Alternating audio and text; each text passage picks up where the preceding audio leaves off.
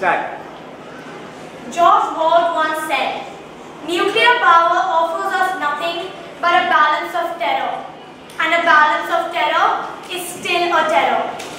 On this note, I, Foram Singh Janwala, am going to talk today about nuclear power in the world.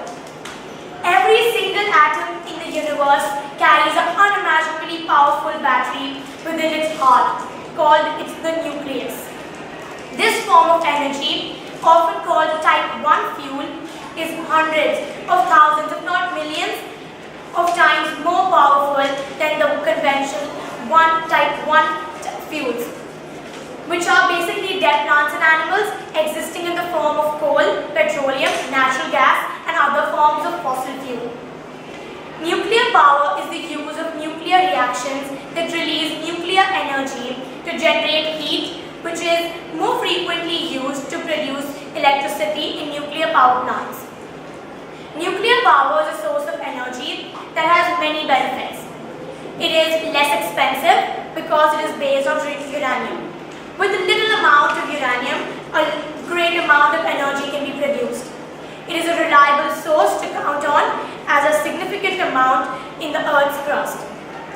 Energy is most fundamental requirement of every society or nation as it progresses through the ladder of development.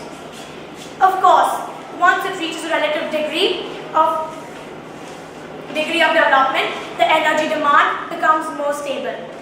There is a distinct and categorical relation between the energy consumption and the income of a nation, each of demand for energy, each reinforcing the other. Look around you. Every step into progress demands for more energy. Cars, ships, aircrafts, etc., they all have caused demand for energy to increase. In fact, the element of our life is increasingly growing to become energy intensive. That is a necessary prerequisite for development. This is clearly reflected in the average energy consumption per person across the nation. Nuclear energy is also one such type of energy which is an indispensable tool of our lives. A nuclear weapon is an explosive device that derives destructive force from nuclear reactions, either fission, making fission bombs, or a combination of fission and fusion reactions, making a thermonuclear bomb. Both types of bombs release a large amount of energy through a relatively small matter. The world's first nuclear weapon explosion on July 16, 1945 was in Mexico City when the United States tested its first nuclear bomb. Not 3 weeks later, the world changed. On August 6, 1945, the United States dropped an atomic bomb on the Japanese cities of Hiroshima and Nagasaki. After that, using nuclear weapons became a trend.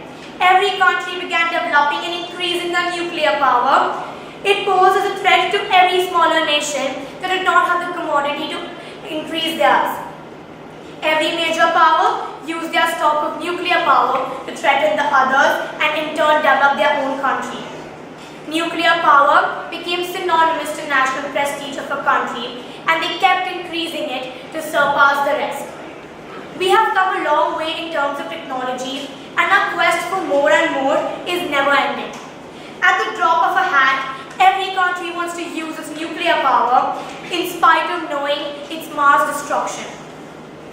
We, and we alone, can decide what is best needed for our nation. Its economic prosperity based on our context and resource profile.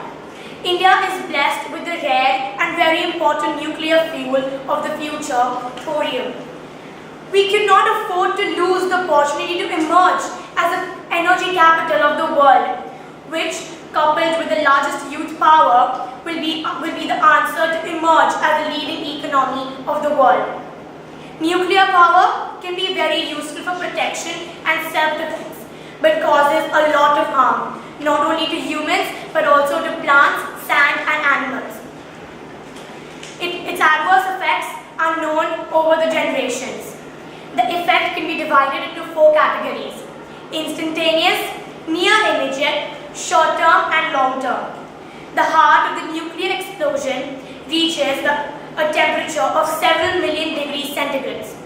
Over a wide area, the resulting heat flash literally vaporizes all human tissue, also causing mutations in genes.